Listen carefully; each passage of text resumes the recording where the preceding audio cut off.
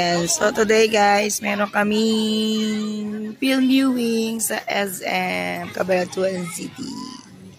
Ayan, so ito ang aming jeep, ang jeep number 3. So, diba? Mga buddies, talagang nakakatuwa ang ganitong mga pagkakataon dahil madalang ang mga activities na ginaganap outside the school. Ayan, kaya naman lahat kami ay excited.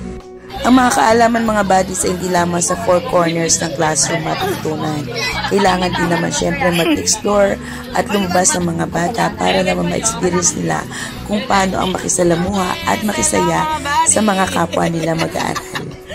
Ayan na, magwawalwal muna kami sa SM ng mga estudyante yung magaganda. Grabe daw ako. Diba si Alexa? Ayan, may mga bago akong artista. Ayan o. Ayan o, maglilibot sa SM. Natitiyak ko sa gagawin namin paglalakbay na ito, maraming maiuwing kwento ang aking mga mag-aaral. Ay, ayan, sasama ako din sa may pag-picture. Sasama ako din ito.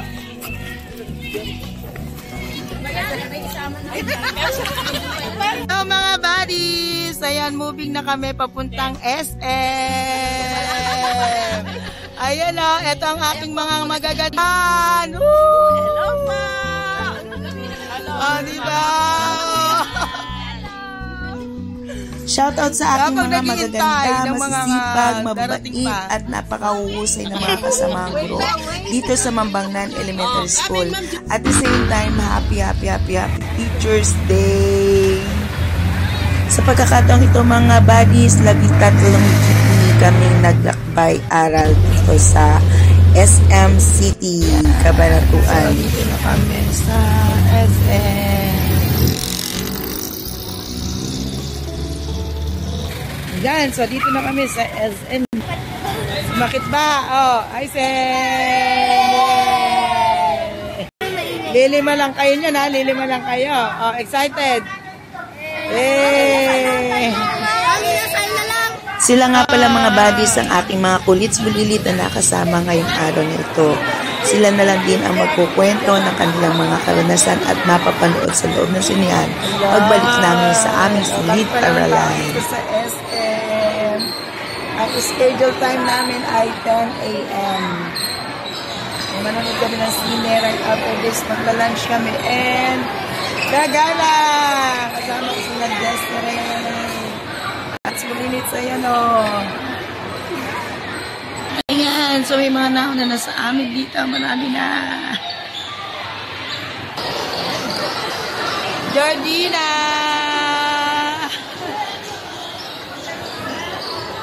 Alexa! Mga buddies, ito nga pala ang aming papanoorin ngayon, ang Marka, na kung saan ito ay tumutugon sa Anti-Bullying Act. Pinapaliwanag dito ang epekto ng mga taong nabubuli at mga nambubuli. Dahil sa medyo naaga kami ng pagdating dito sa SM City mga buddies, ayan, so naabutan namin ang paglabas ng first batch, kaya talagang nagkasalubong at napakadami namin dito dahil ilang school po ang magkakasabay na manunood ngayong araw na to ng Marka. Masaya ka ba? Ano na, kapanood ka na ba? Ha? Ano na? Sa paghintay namin ng aming oras, ayan, so finally nakapasok na rin kami.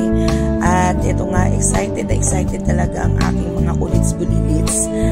Tinitiyak ko na ang kanilang karanasan mula dito sa aming lakbay-aral ay hindi nila malilimutan sa kanilang buhay. Mga kwento na ikukwento nila pagdating sa aming paaralan. Doon, sarap ng aming donut. Masarap ba, be?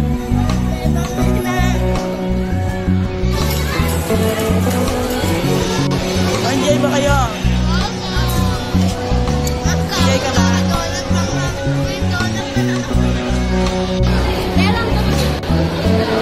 Thanks for watching mga buddies. See you again.